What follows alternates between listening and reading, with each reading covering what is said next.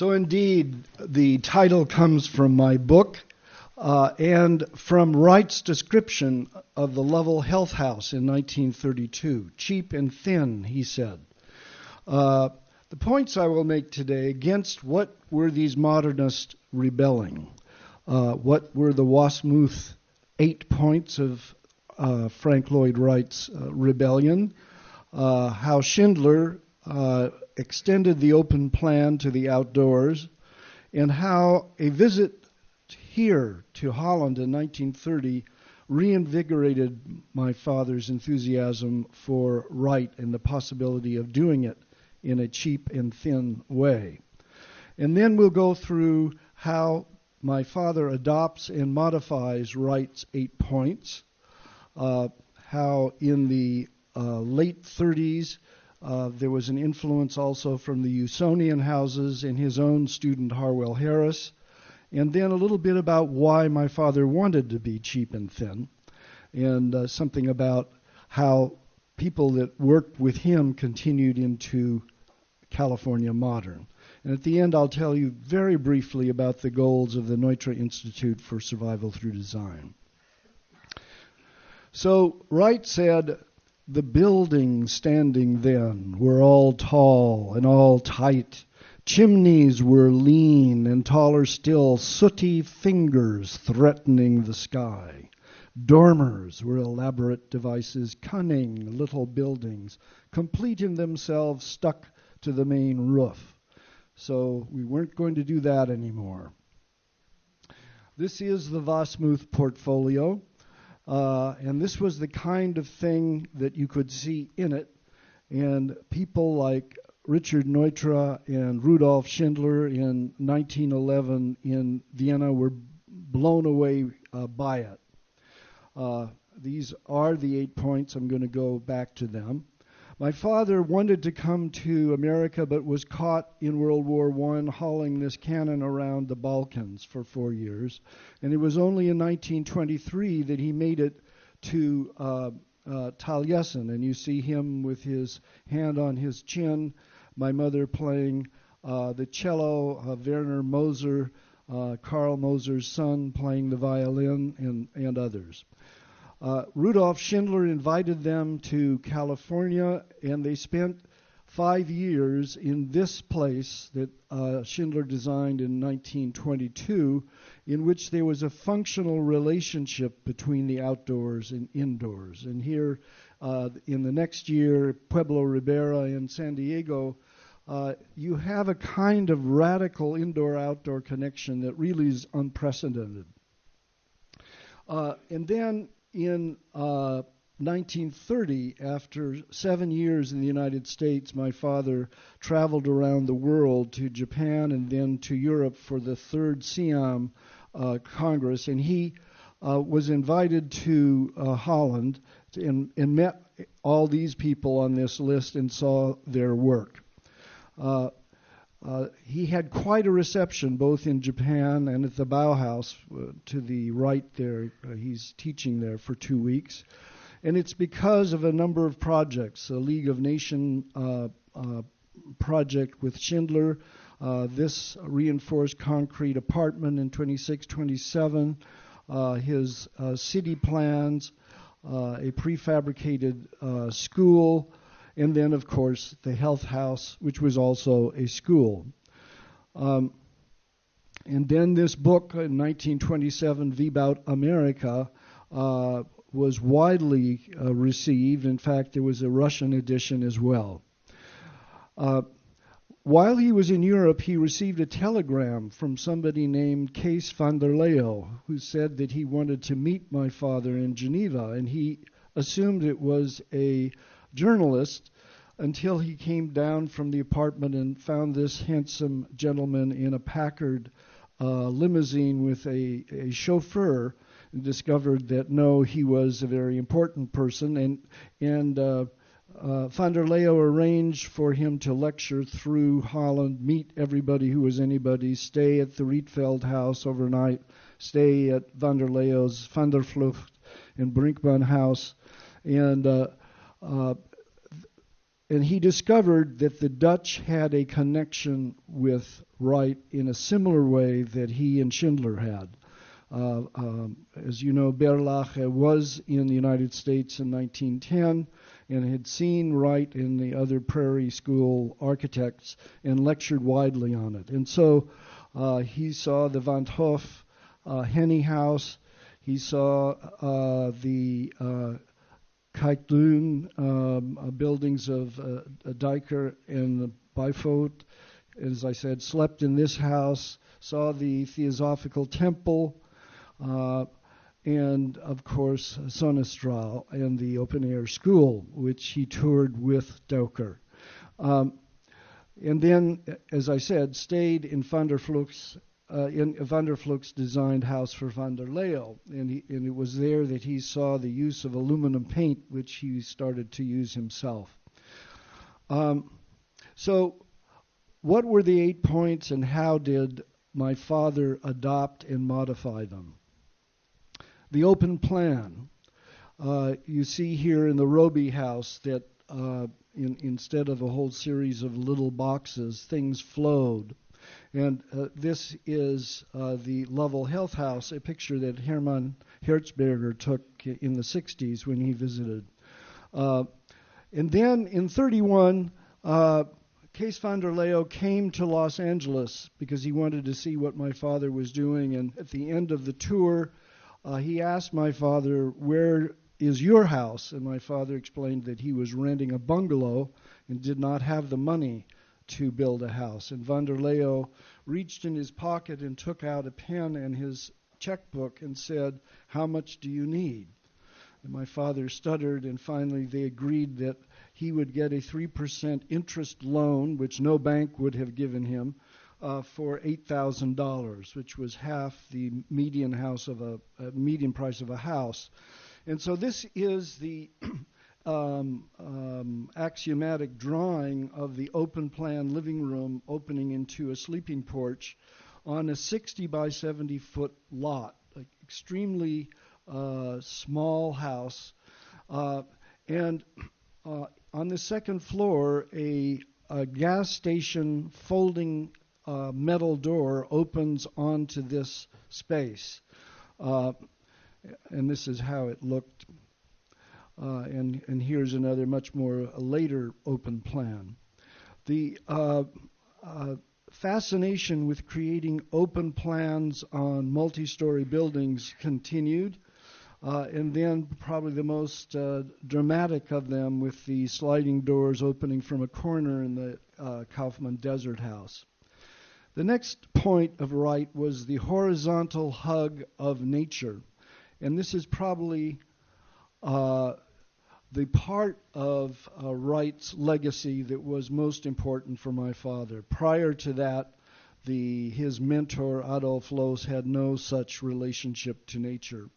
And it led him to write a number of books about this, including Survival Through Design, which he started writing in the 30s and finished in the 50s, in which he is trying to understand the neuroscience that underlies what it is that affects us so positively about nature.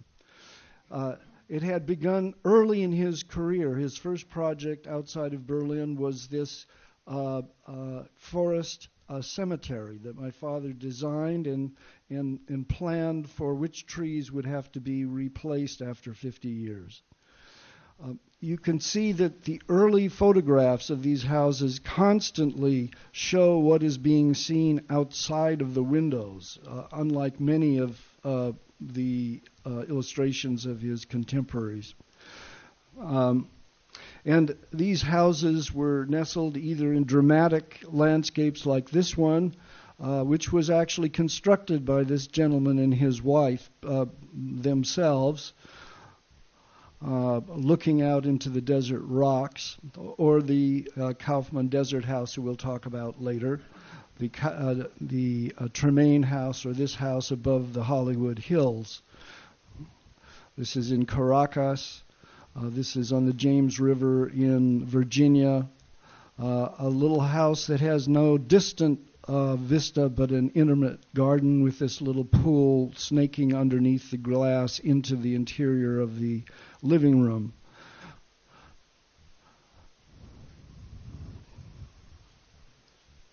And then Wright wanted to explode the box. And so here we have the box exploded with the Roby House and the Gale House and the Unity Temple. And here we see in the Health House the box is being exploded again, and in this Neutra VDL studio and residences where I grew up. Modern to the minute. In 1963, the house burned, and then my father and brother designed on the same footprint again, and once again the box is being exploded, as with this house, and this one, and this one, in the 30s. Windows were supposed to be screens, not holes punched into the walls. And once again, these are screens that open out into nature. The Neutra VDL again. This a little metal prefabricated house. In Wright, yes, the windows are screens, but the interior is much more dramatic and entertaining than in a Neutra house.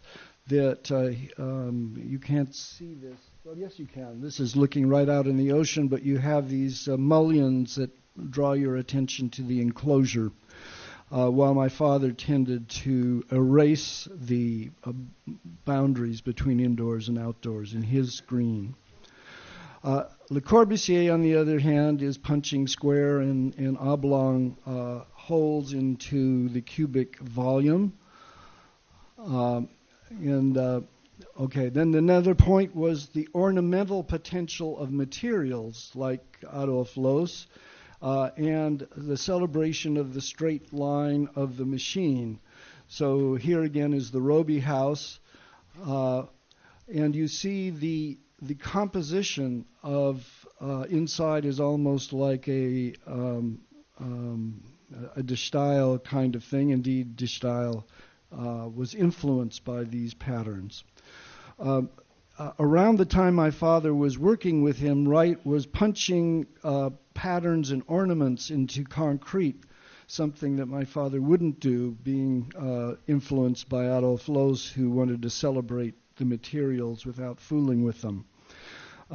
So here in this prefabricated metal house in 1934, you see we're celebrating now masonite and linoleum and aluminum instead of more elaborate marble that Loos would have done. And once again, each of the walls is a composition with modern materials. Here in the Kaufman Desert House in the late 40s, we're seeing sandstone, several kinds of wood, and aluminum.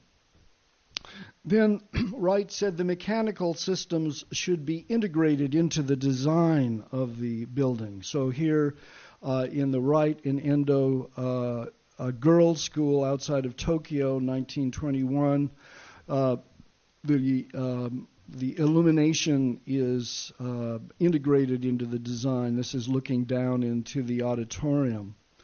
Or in the Unity Temple with these lighting fixtures, part of the composition.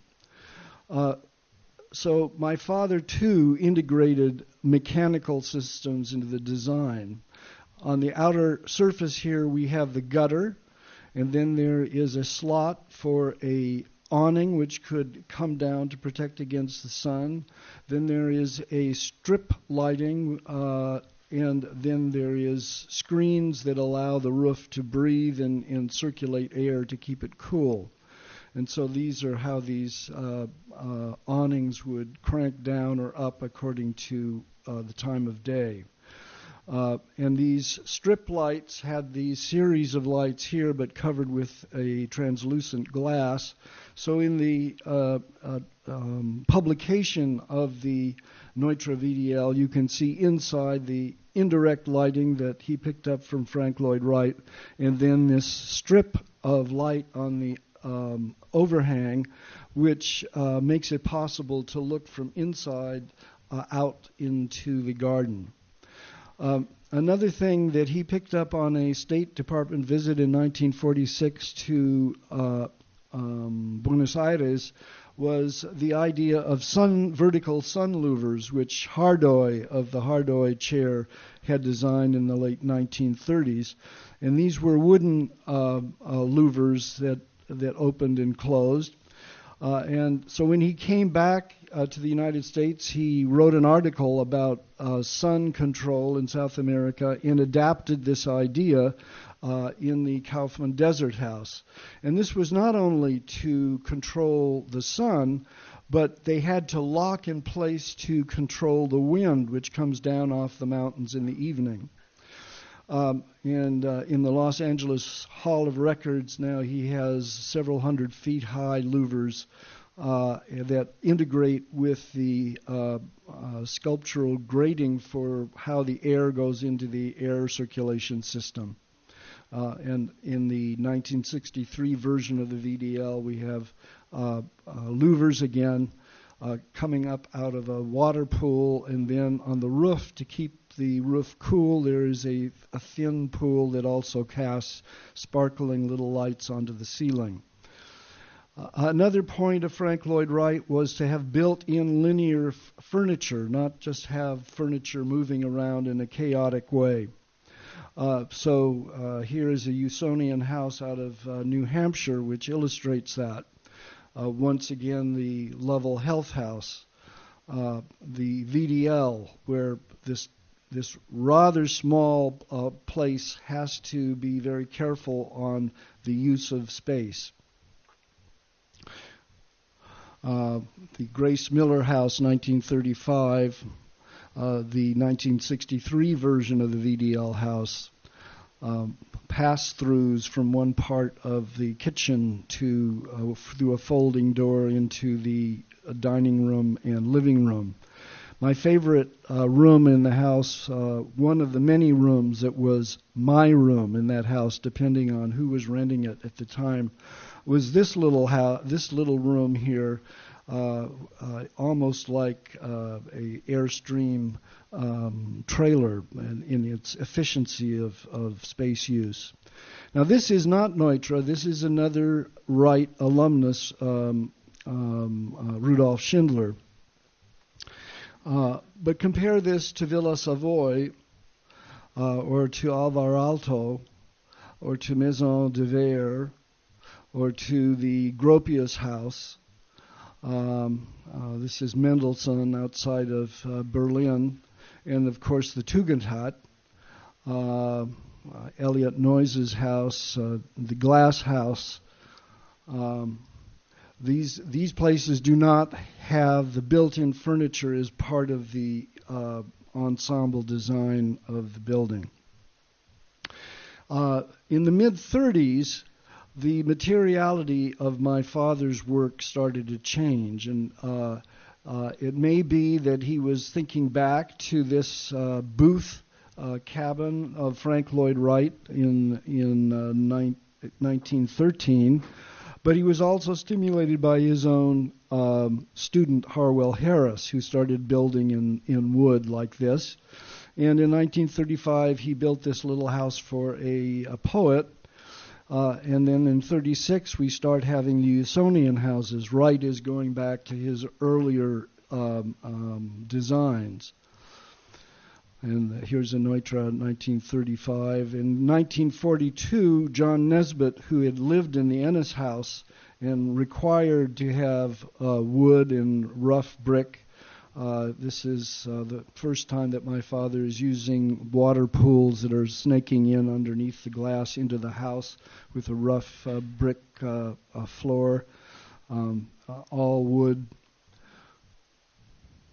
And from then on, there were a series of these low-slung houses that have their genesis in the 1913 booth house of Frank Lloyd Wright. Even slant roof houses, the dreaded pitched roof, which my father did only under duress when it was required.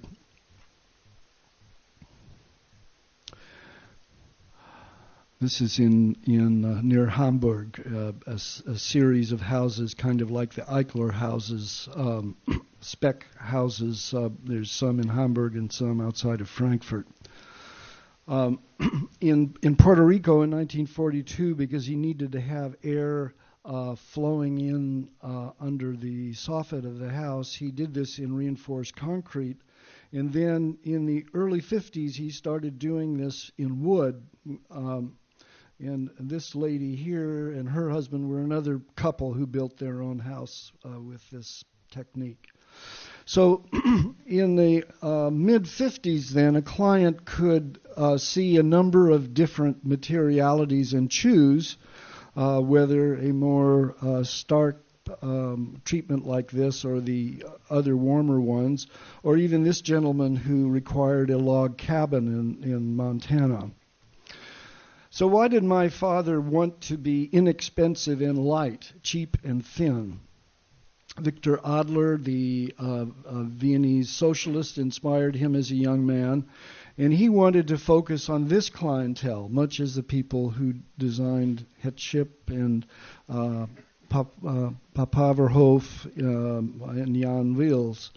And when he wrote Wie baut America, he was talking about housing, schools, clinics, hospitals, libraries, community centers, and the idea was that you could assemble these just as Henry Ford had assembled the Model A.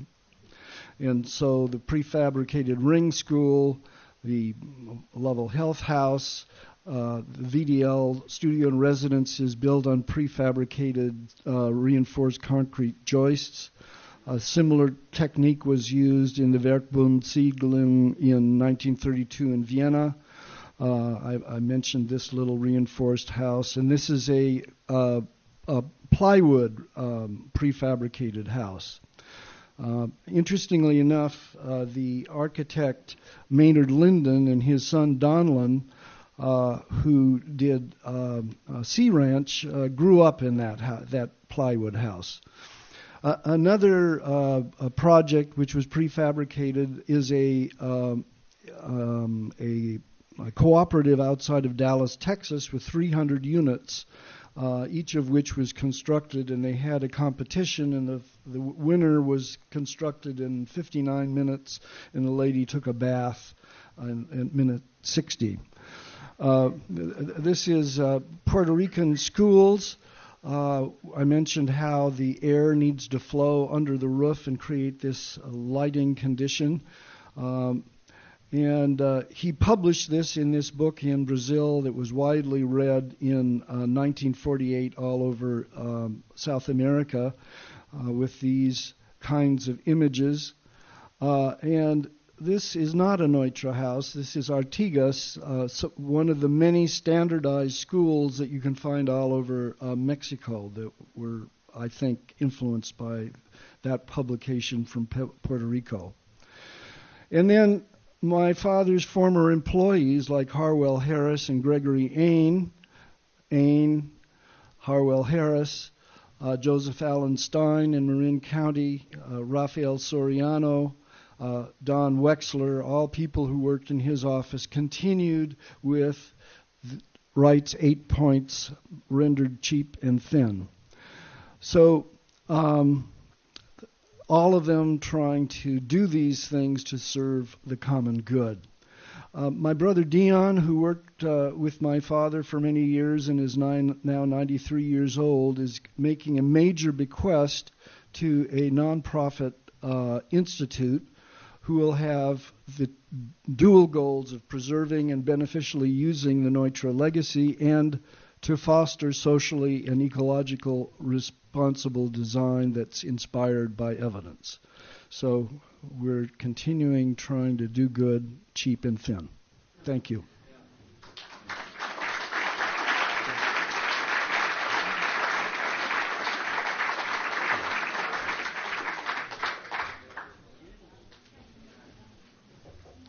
I have a favor to ask you. I want everybody to put your hand up. Everybody put your hand up. Up, up, up, up, up.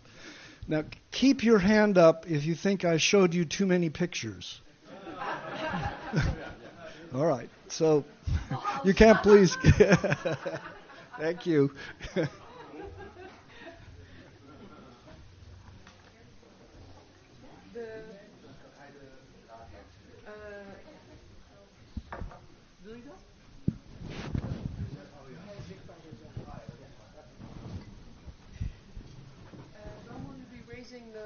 Southern California, modernism. No, please stop. No, not yet. Are you raising the blinds? Ja, maar dat doen ze van beneden. Doen they downstairs? Ja. Are they working on it? Ja. Okay. Dus zullen we het filmpje nu starten of wil je wachten? Nee, wachten. Okay. Hello everybody, welcome to the museum of Schip. I'm Nelle. Am I on now? Yes. Yes, here I am. Hello. Good evening, everybody. Thank you for joining us in this fantastic collaboration in this wonderful venue with this amazing guest. My name is Tracy Metz. I'm the director of the John Adams Institute, one of the 3 organizations organizing this evening in honor of our guest of honor, Raymond. Raymond and I discovered something this evening which blew my mind and which I just have to share with you. Not only are we both from Los Angeles, I knew that he was from Los Angeles, he didn't know that I was. Not only are we both from Los Angeles, we both went to Pomona College, and we're both also Harvard alumni.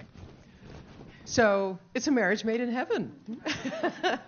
Raymond is curious, and so are we. Who are you? How many of you are architects? Hey, I thought there'd be more, didn't you? Okay. How many of you are urban planners? Hans, are you an urban planner? We have with us Hans Beunderman, who is the former Dean of Architecture at the TU Delft. I thought you were an architect. There are always discussions as to where are the boundaries between architecture, interior architecture, urban planning on a local scale or on a larger scale. So I'm not a planner in the terms of large-scale areas. But you do think big. But the in-between area is part of my thinking in terms of levels of architecture. Mm-hmm. Okay, thank you. Good you could join us this evening. Yeah. And, so what do the rest of you do? How do we... Architectural historian, those are definitely represented. We have 2 of those. 3, 4. Okay, and other. Owners of architecture. That's interesting. We have one here. Owners of iconic houses. Well, yeah. Oh, wonderful. Well, you too, for sure. I've been to your house. It's iconic. We also have with us, may I say your name? Yeah. Hendrik Jan de Roo. Hendrik Jan is the father of Nelle de Roo, whom many of you may know as the creator of Powerhouse Company, which is probably one of the most successful young firms in the Netherlands now. And I was actually on a jury that gave Nelle one of the first of many prizes for the amazing house that both of you live in. Well, yes, very nice to know. I'm sure there are questions inspired by Raymond's talk. So before I go to the film fragments and to my questions for him, are there any burning questions that we want to start with? Okay. Could you stand up? Yes. Hi. Hi, I'm Ellen, and how double are the glass pane windows? Because we have double pane here, but the houses are many times located in warm climates, huh? Or cold climates also. Yeah. So you need good insulation. Okay. That's the question. The window issue, Raymond? Mike. It's right here. Yeah. Probably after the mid-50s, then he would start with double-pane glass, but of course before then they were single. Any other questions before I get going? Yes, sir. There's been a revolution Could you please stand up? Okay. There's been a revolution in lighting houses. Do you change the lighting in your buildings or designs? When they're restored, you mean? Yes. Yeah, I would think so. My father was very interested in illumination. He gave a lot of attention to it. In that Kaufman Desert House, for example, there's a long correspondence of the different kinds of lighting and spot lighting and this indirect lighting and these strips of light on the outside and then lighting in the garden and so forth. Anyone else? Yes, Micah, could you give the microphone to this lady? Could you stand up, please? Hi, I'm Shira. I'm wondering, you were talking about windows being screens. Have you seen the Museum Voorlinden yet? Where is it? In where? No, I don't think I did. Okay. There's so much to see in Holland, yeah. I wanted to mention, since one of the many topics for today is the relationship between your father and Frank Lloyd Wright, to just quote something that he wrote about him. He worked with him for a few years, got to know him, and he said about Frank Lloyd Wright, he is truly a child, but not a well-behaved one. So, before we have a number of fragments from the film, as Natasha mentioned, and then we'll be structuring our conversation through those fragments. So I was just curious if you could say more about their relationship. He was younger. He was personnel. He was staff. They weren't yet equals in the world of architecture. Frank Lloyd Wright, of course, would never suffer an equal. Did they get along? Did Frank Lloyd Wright help him in his career? What kind of relationship did they have? Well, my father arrived in Chicago in 1924, which was the nadir of Frank Lloyd Wright's career. He didn't have any job. He'd run away with Mamah Cheney, and then Mamah Cheney had been murdered, and then he had a fling with Miss Nobel, who was a drug addict, and so he was a totally scandalous person. But my father worshipped him, really, and visited all his houses, and he visited Louis Sullivan in the last months of his life. He had tried to get Louis Sullivan's kindergarten chats published in Europe without success. And it was at Louis Sullivan's funeral that he finally met Wright face to face, although they had been corresponding since the 1922. My dad was trying to get a job with Wright in Japan, and Schindler was introducing him. So he came, and then his first visit to Taliesin occurred in this way. He was working as a draftsman, number 214, in the Halliburton in Root large office, designing toilet stalls for the Palmer House Hotel. And he finally had enough money to bring my mother over to the United States, and she had to be in Ellis Island for the weekend with her cello. And finally... And her son? No, her son was left with... What happened was she came to the boat with her son. She was a little naive. She was a musician. And she just assumed that if you had a visa, then your baby could come along too. And when she got there, they said, well, where's the baby's visa? And so as an indication of where her priorities were, she turned to her mother and said, can you take him? And she took the cello. She took the cello, and my brother Frank was taken back to Zurich.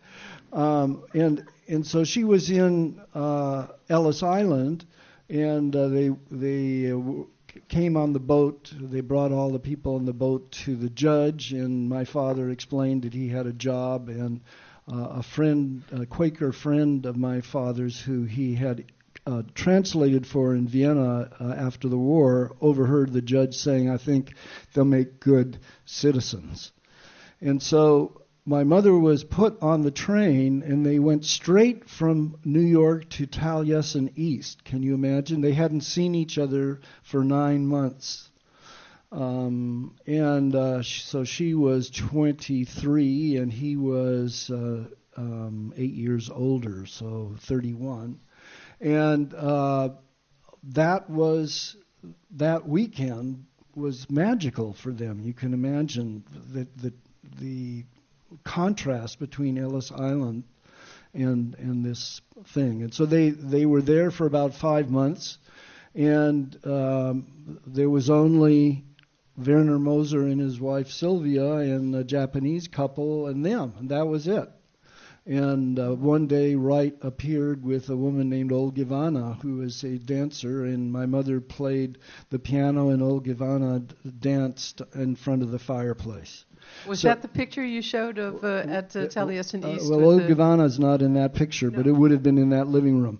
So then my father wanted to go to Los Angeles. Wright was discouraged and tried to keep him there, but my father really had been wanting to go to California, and Schindler said, "Come, we'll somehow make do."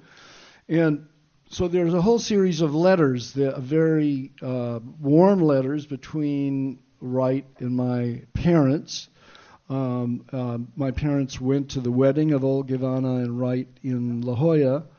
But then when my father finally built the Lovell Health House and he started to have lots of publications, it rubbed Wright the wrong way that this guy, all he has done essentially is two things in a project, and suddenly he's a big expert and everybody's asking to see him.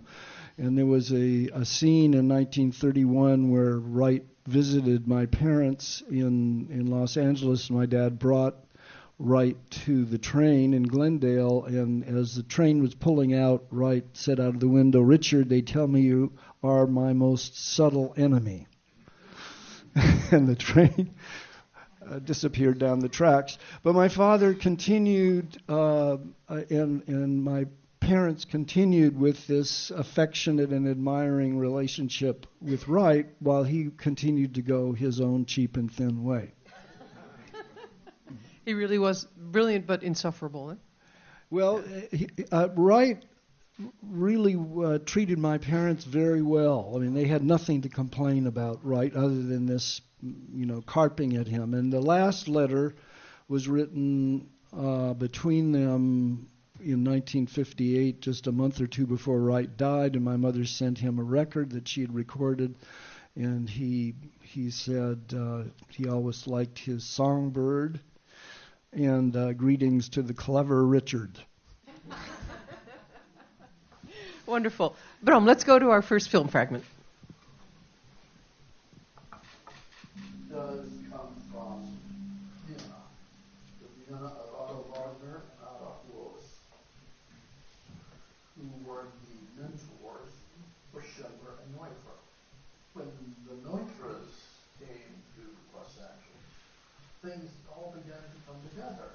Vienna, Chicago, Frank Lloyd Wright, who came to Los Angeles at about the same time in the 20s, and they were all part of a circle that was centered at the Schindler House, which was as much Pauline as it was real.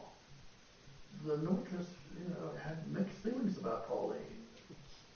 She could be wonderful and she could be pretty damn difficult, but the upshot was they appreciated the way in which Pauline and Schindler operated in this city and brought together really a lot of interesting people, including the Lovells. He had commissioned Schindler to do the beach house, to do a cabin in the mountains, and another sort of cabin in the desert. And for the big house in town, he wanted Neutra to be involved because it was going to be a difficult site, and building a great house there was going to require the mentality of an engineer, not just an artist. He always maintained that he began it thinking they would do it together. But Schipper apparently wanted nothing to do with that joint effort.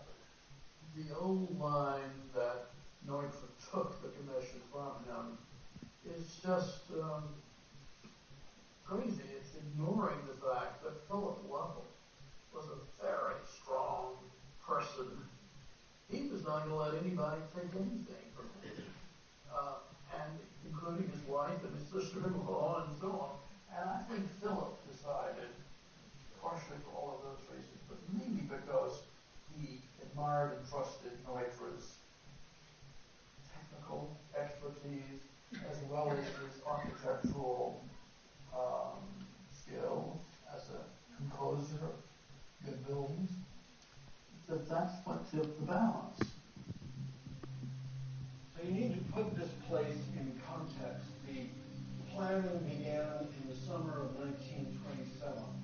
That was the year that the 50 million Model T Ford rolled off the assembly line, and it was the summer when Lindbergh flew across the Atlantic, and the year when the Jazz Center, the first talkie movie, hit the theaters.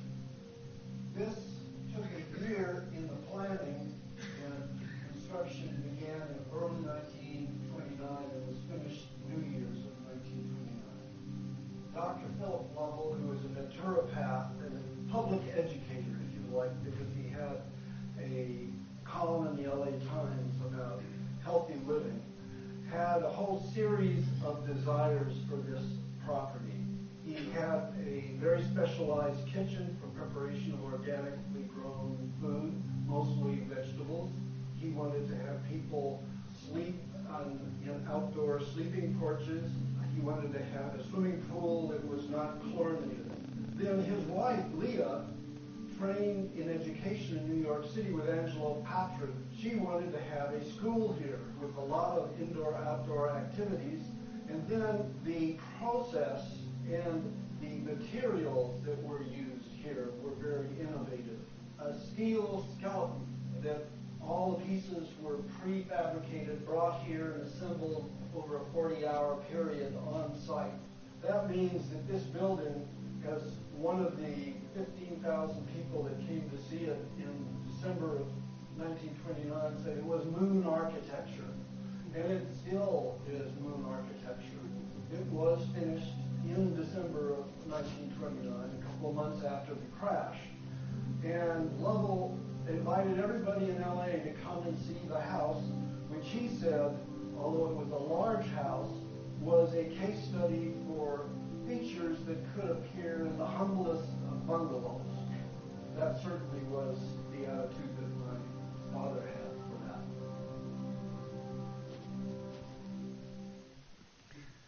So this was an exciting time, not only in architecture, but in society. It was the time of jazz, the time that Lindbergh flew across the ocean. The world was in motion. And this house was an expression of all sorts of revolutionary ideas at the time. Have you ever talked to your father about what it was like to build for a strong and inspired client like this? My father was very committed to listening to his client, and he liked a client that would engage with him. He even gave them questionnaires. He gave them questionnaires, and I was talking to Mrs. Brown, who's still alive, that built one of the later houses, and they were living in Washington, D.C., and my father came and spent the day with them and their small kids to see what they were up to. So some of his best houses were the ones with clients that were concerned about how the environment was going to influence them. So certainly Philip Lovell was that way, and Leeuw was that way. Edgar Kaufman was definitely that way. There's all the I showed you that sliding glass door that slides away from the corner. That was the request of Edgar Kaufman at the first client visit. Grace Miller was another one that spent a lot of time. The little house with the pool snaking under the roof, Constant Perkins was another one of those. So he didn't particularly like imperious clients, but he liked people that would engage in an interesting program with what they were going to do, how they were going to socialize, what they were going to experience. What condition is the Lovell house in now? So last week, Betty Topper, who bought the house in 1960 and has had it ever since, died. So we're coming to a new chapter for this house. It really, the Lovells owned it. One couple for about 5 years owned it, and then Betty had it. So it is not been fooled with, but it is not been maintained very well either. So, is it a monument, a landmark? Protected? I think it's certainly on the list, the national list. I'm not sure whether it's a landmark. And the family is looking for somebody who will restore it and then turn it into a museum. So if you know any billionaires that need to have an interesting project and would then like to turn it over to the Los Angeles County Museum of Art, which also owns a wonderful Lautner house with, who is the guy that's the owner of that? Yeah, Goldstein is very eccentric millionaire who's endowed it for $10 million, $30 million. Nobody wants to take these houses unless there's also a big endowment that's going to pay for its upkeep. Any questions? Okay, there are plenty of opportunities. If something comes to mind, just shout, raise your finger, let me know. Let's move on to our second fragment, Bram. This is about the Kaufman House, another strong client. I think actually we're going to do the VDL one. Oh, did you want to do VDL second? Yeah. Okay. Yeah. And before we start this, Bram, just 1 second, listen very carefully at the end. Something is said that I want to talk about with Raymond.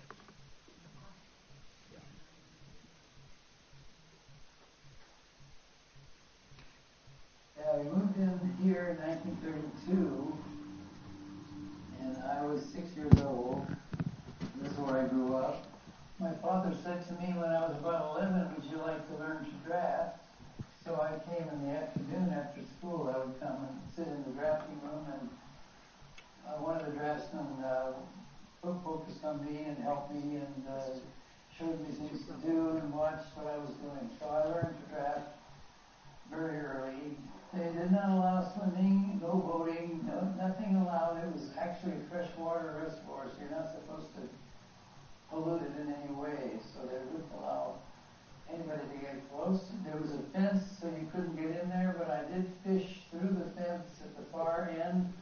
The water came right to the street, so you could throw a line over the fence and drop it right into the water. So I caught a few fish.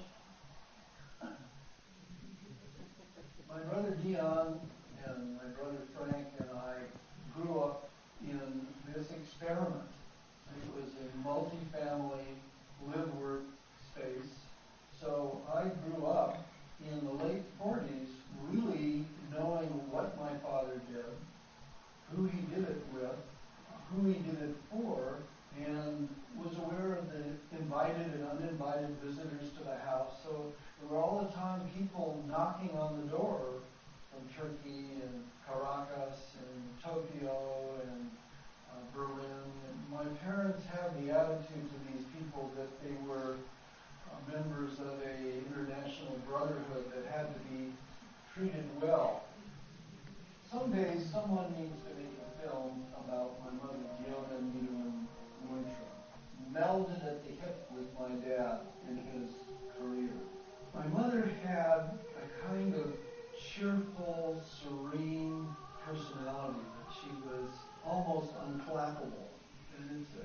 testimony to her that despite really dedicating herself to my father's work, she still maintained her own music. Sunday morning was sacrosanct. She would go down to the garden wing where there was a piano and would sing for 2 or 3 hours Schubert, Schumann, Bach, oratorios, while I sat under the piano and read Dick Tracy and Will Lammer. That image will always stay with me, Raymond, of you as a little boy sitting under the piano reading while your mother sang and played. What wonderful memories. Did she also have an influence on your father's practice? Did she have ideas about how one should live, how one should build or lead your life? There's correspondence between, they courted for 4 years. She was 19 when he first met her, and he didn't have a job. But there was this extensive correspondence that she later discovered in a box in the basement that said, "To read when I get old." And she translated those from the German and published it in a book. So we have an incredible detailed idea of how their relationship developed, and many of those letters were architecturally related. There's one exchange where he sent her and her mother drawings of interior decoration that he was asked to do in Vienna, and then they are asked to chip in and what do they think, and then there's discussion back and forth on that. So the other part of it, I love to tell this story that kind of illustrates their relationship. When I was probably about 12, on Easter vacation, my mother, who was the keeper of the calendar, announced that there was a week of unscheduled time and that we would drive up the coast north of San Francisco. And so we did that. And at one point, we were driving through a rhododendron preserve and my father had had a heart attack, and in those days the doctor said that you shouldn't exercise too much and that you should lie flat. So they bought a Nash car that had a seat that went down flat, and he would sit with his back against the back seat of the thing with his legs stretched out, and I was sitting next to him, and we were looking up out of the back of the window as we floated through these clouds of white rhododendrons. And we got to the bottom, and there was silence, and it was clear that my father was deeply moved by this beauty. And then we drove up the coast to another place, and we noticed in this beautiful peninsula that there was a sign. Well, no, there was no sign there. There was this wonderful piece of land, and as we were driving out of that place, there was a general store and a gas station. And my father said, "Stop." And he ran into the thing, and then he came out. We were waiting in the car, and he went into a phone booth and was calling in the phone booth. And then he came out, and he leaned over to the driver's side, and he said, "Dione, where do you think we are going tonight?" So we were on the coast of California, north of San Francisco. And my mother said, "Ja, Richard, where are we going tonight?" He said, "We are going to Lake Tahoe." Now, Lake Tahoe is about 300 miles over 2 ranges of mountains in the Sierra Nevada mountains. And Richard, why are we going to Lake Tahoe? Because the Chevrolet dealers are meeting there. And why do we care? Why this time she's in on the humor, right? Because we're off on another adventure. He said, because Mr. Smith is the owner of the local Chevrolet dealership. And why do we care about Mr. Smith? Because Mr. Smith owns this piece of land, and we are going to make a presentation to Mr. Smith. And so we drove over the mountains, and we went through Chico, where all the almonds were blooming, and we went up to Lake Tahoe and checked into this particular hotel. My dad made a beeline to the exhibition space and educated himself on the vagaries of selling Chevrolets. And then he called up Mr. Smith and said that he was the very famous architect, and he wanted to make a business proposal to Mr. Smith, and he would like to invite him for breakfast. So the befuddled Mr. Smith came to breakfast. My dad pulled out his wallet where he had a laminated small card with the time cover, which he had been on the time cover, so he had laminated to his bona fides that he was indeed a famous architect, and he made a spiel to this guy, which never went anywhere. But this was, for every built project, there were several of these spiels, and he was indefatigable. So those were the two sides of the sensitive guy with the tears in his eyes under the rhododendrons, and the hustler who drove 300 miles to see if he could get a deal, and his wife who was up for that. She loved him anyway. No, it didn't love him anyway. She loved him because of that, because it was always something going on, and she was game to go along with it, and totally supportive. There's actually a typeface named after your father. That's Neutra true. face, what a compliment. And he also wrote an autobiography called Life and Shape. That's right. Can you tell us something about the autobiography? He did this in the late 50s and early 60s. And so he was talking about something that happened in 1910, which to me I was in college then, that seemed absolute ancient history to me. And I realized, have any of you seen Once Upon a Time in Hollywood, the new film there? So Brad Pitt, who plays in that, was a toddler when all those things were happening, when the Manson murders happened. For me, the Manson murders are yesterday. I remember all about that, right? So for my father, 1910 must have been like yesterday. And he has some very loving descriptions of Adolf Loos. And interestingly enough, almost nothing about Frank Lloyd Wright. Just acknowledging his influence and so forth, but not talking in great detail. For that, we have to go to the letters that my mother and father were writing back to Switzerland, which describe this whole thing graphically, and you can read in my Kindle book if you get it. Let's move to our third fragment, Bram, please, which is about the Kaufmann House.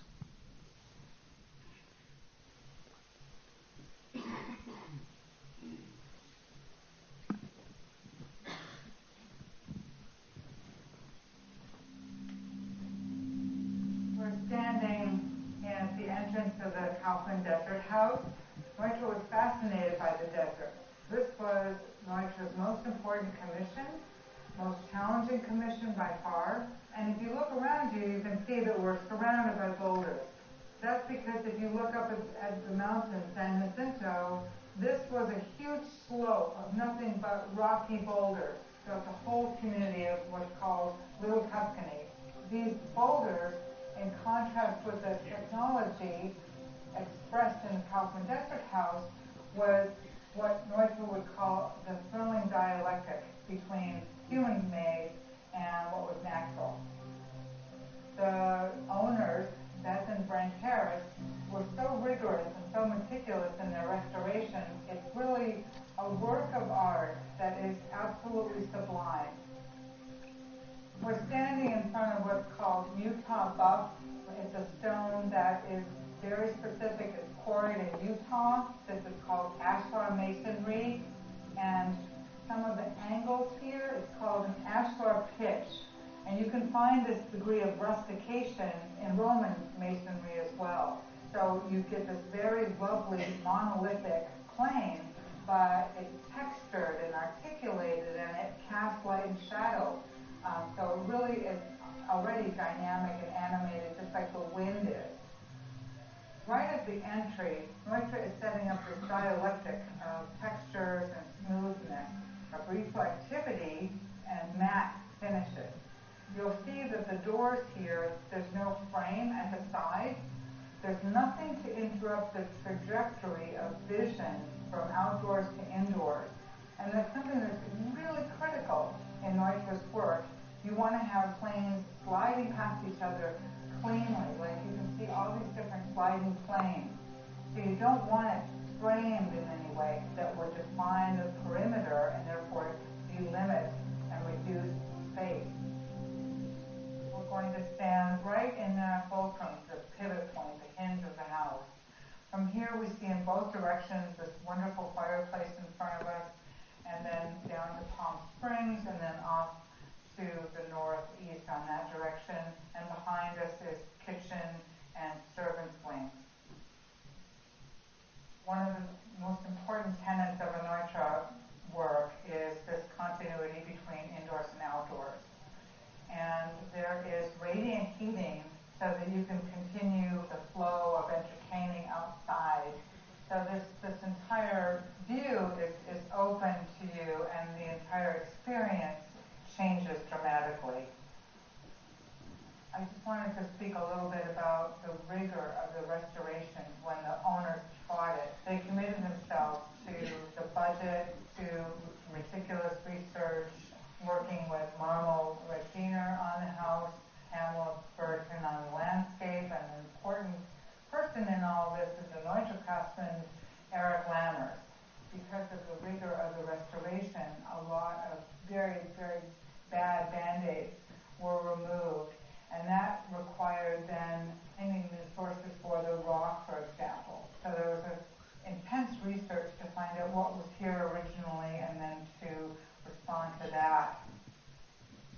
There was an ordinance of the city that said you couldn't have two stories, no two stories in the area. And Neutra very cleverly said, well, what about if it's not conditioned space, if it's open on two sides? So it was allowed. And Neutra called it a gloriette. It's a marvelous entertaining space, right, with the fireplace. And again, I want to point out the importance of orientation and care of detail. In the restoration, look at the heads of the slotted screws here again. That takes labor. Mr. Kaufman had already had the hubris to commission and the budget to commission Frank Lloyd Wright for Falling Water. For the desert, he wanted a very different expression. Neutra was not only the man of the day, Neutra had the technology to bring a different kind of definition of nature, a different response to the landscape. So altogether, for Edward Kaufman, the right choice. It was a torturous ordeal, the level of detail that Kaufman expected from his architect. Lots of things happened on the job site that were difficult. At one point, Edgar fires off this stern, angry telegram saying, you recommended this stonemason to me, this Gogia guy, and he's turning up drunk all the time. That was the first moment that Neutra lost it. And he wrote back and he said, I stand up for Gogia. I found him sober, hardworking, a meticulous craftsman, and I'm not going to bring anybody onto this job site that I don't trust. And he kind of had it with that degree of imperiousness that Kaufman brought to the table. But between them, Kaufman elicited from him, demanded from Neutra, a level of finish that you never really see it again in any American setting. You only see it again in Europe. How did Frank Lloyd Wright feel about Kaufman giving this prestigious commission to this upstart Neutra? Not well. But they continue, or rather, my parents continued to reach out to Wright So that was 1946, right? Wright died in 58. So there continue to be letters. There's something like 40 letters between them over the years after, really between 1922 and 1958. One of the things I've always wondered about your father was how did he make this huge transition from the old world of Vienna? He worked, of course, with a modern thinking architect, Adolf Loos, but the architecture of Vienna in the 20s was very different from the breezy modernism of Southern California, which he became the expression of. How did he adapt to life in the U.S.? I was talking to Dr. Lehman, who owns a wonderful Rietveld house. And by the way, it's spooky to me how similar the intentions and how similar the formal solutions of the two architects are.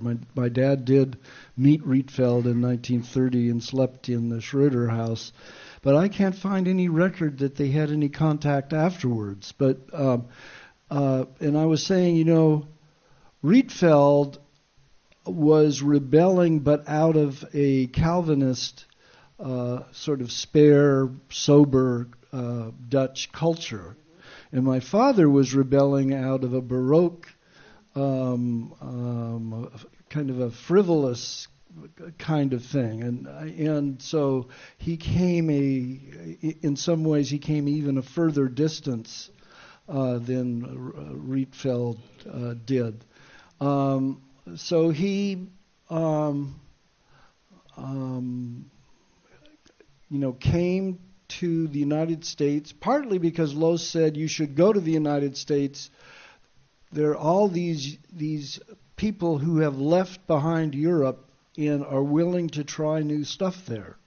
And frankly, many of the adventurous clients were either either emigres or children of emigres. First generation. Philip Lovell was really Philip Saperstein, and his parents came from Russia, and he was very poor. I was told that he found a $20 bill on the sidewalk in 1919 or something like that, and that got him partway through school. These were, when you try to think of who were the people that were willing to do this in Los Angeles, they were not the movie stars for the most part. They were the technicians, they were the editors and the sound engineers and those people who were in the arts but were not at the top rung of the thing. So he came there and exploited what this opportunity in the most adventurous part of the United States. No at culture that time. shock, no adaptation difficulties. No, my parents didn't speak German at home. They tried not to socialize only with the emigres. In the late 30s, all the people who, like Thomas Mann and those people, they met them, but those were not the people that they socialized with. They wanted to be Americans. They wanted to be Americans, and I had an interesting experience a few years ago as a first-generation American. I always felt like I wasn't quite American. And then I read a book called Albion Seed by Francis Hackett, a historian, and he pointed out that there were at least 4 kinds, and probably 5 if we include the Dutch in New York, people that formed the personality of the American colonies. They were the Puritans who spent some time in Leiden and then went to Massachusetts as Calvinists, escaping in the early 1600s. Then, during the Cromwell Wars, the second sons of the nobility fled south England and tried to have a feudal society in Virginia and Maryland. And then when Charles I came back, then the Quakers left the highlands of York and went to Pennsylvania, and then around 1700 the Scots-Irish appeared and were sent off to Appalachia. And the personalities of those different kinds of Americans, it was very different. They hated each other. But I have ties to the Quakers. My father interpreted for them in Vienna. They were the ones that vouched for him, which it turned out wasn't very helpful because they had been pacifists, and that wasn't so popular. So there are many different kinds of Americans, and we are seeing the Appalachian version of it now in its full-blown truculence. That's part of America that has been uncovered for us again, but that's not the kind of American that my parents were. But nevertheless, at the end of his life, your father went back to Europe. That was partly because his career was in eclipse with postmodernism in the United States. In fact, he never was as popular in the United States as he was in German-speaking Europe, in Switzerland, Germany, and so forth. Someone was telling me that they were there in the 60s and there were all kinds of Neutra books on the shelves, but in the American bookshelves, that wasn't so much. So he went back with because there were people interested in his being there, and he had a number of jobs in the late 60s. The last one in 69 in Leeuw, and I'm going to have a chance to see that in another couple of weeks. With an eye to the time, I have one last question, but before I go to the last question, and as dusk settles in, you may have some questions too. Okay, we have one here in the front row. Well, it seems kind of a shame to break the spell. Yes, sir. Could you stand up, please?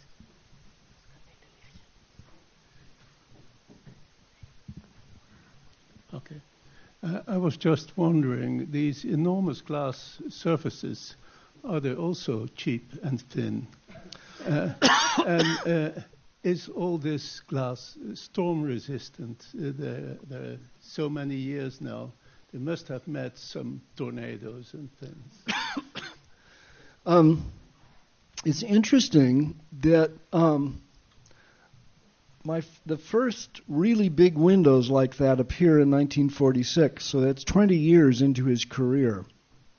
And I never thought to ask him why he didn't do it before. Clearly, Le Corbusier in 1930 with the Villa Savoy has this enormous window, a sliding glass door that they were going to repair when I was there and going to have to get a crane to lift it up over and put it there. And Mies, of course, in the Tugendhat house had giant things that disappear into the basement. And Father didn't do that. And I think it was probably the cheap and thin ethos that you saw in the Level Health House. Those are standard stock factory windows that he's trying to deploy in an artistic way. But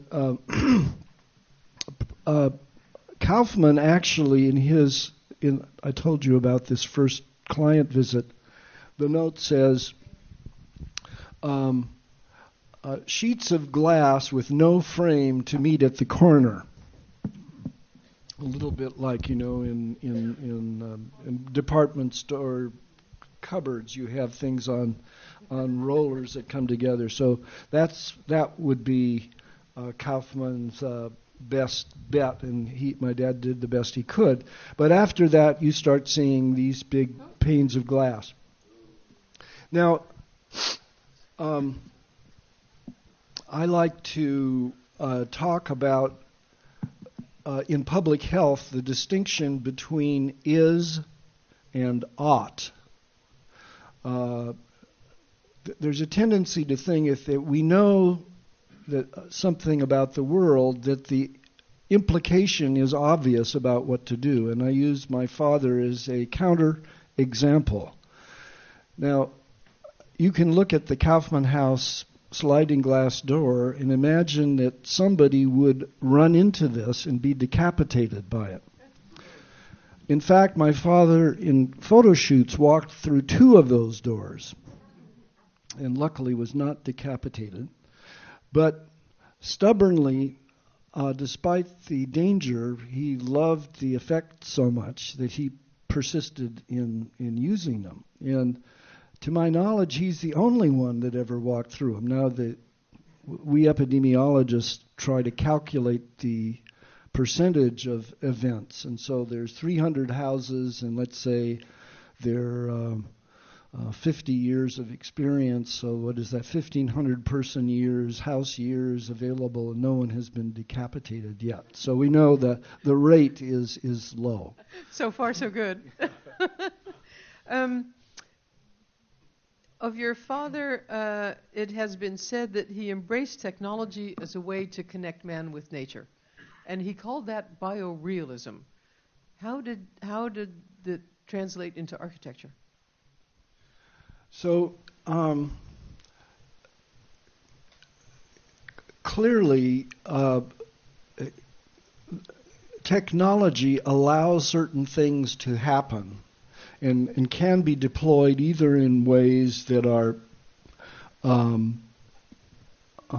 make human beings flourish, or can be used thoughtlessly and cause problems. So, for example, when Steve Jobs thought that we would have something like this, he didn't anticipate that we would create a whole generation of children with attention deficit disorder or addicted to, playing computer games.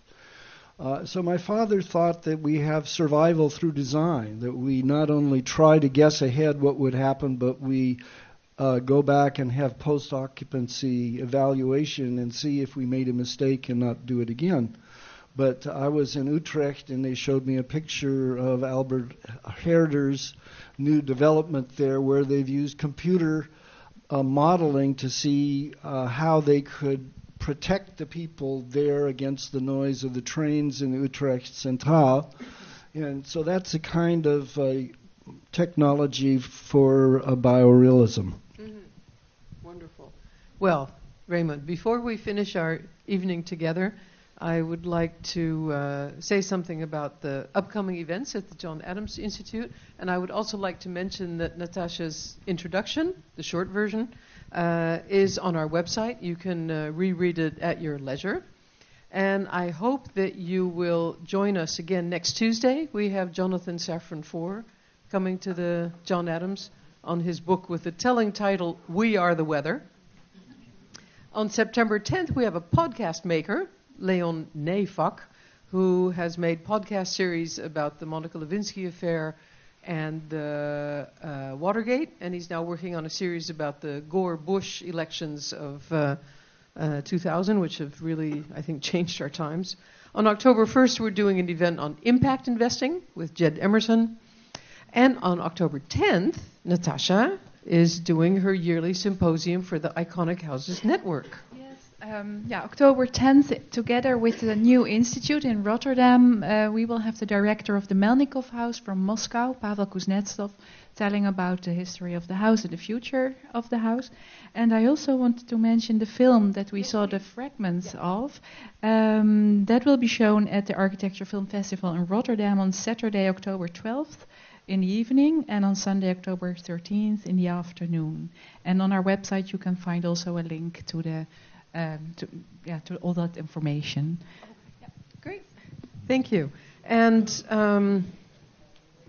one more that I really do want to share with you. The Nobel Prize winning economist Joseph Stiglitz is coming back to the John Adams and will be speaking on November 15th. I would like to give the floor to José, the co-director of Het Schip, who has a gift for Raymond. I thank you very much all for coming. No, it's okay. But first of all, to you, and I would like to give you a little present. It's as heavy as a brick. And it's about the restoration from the Schip. And I hope you enjoy it. And thank you very much for being here and for your lecture. And of course, I want to thank you too for your Thank you, my dear. collaboration. And of course, Natasha. Thank you.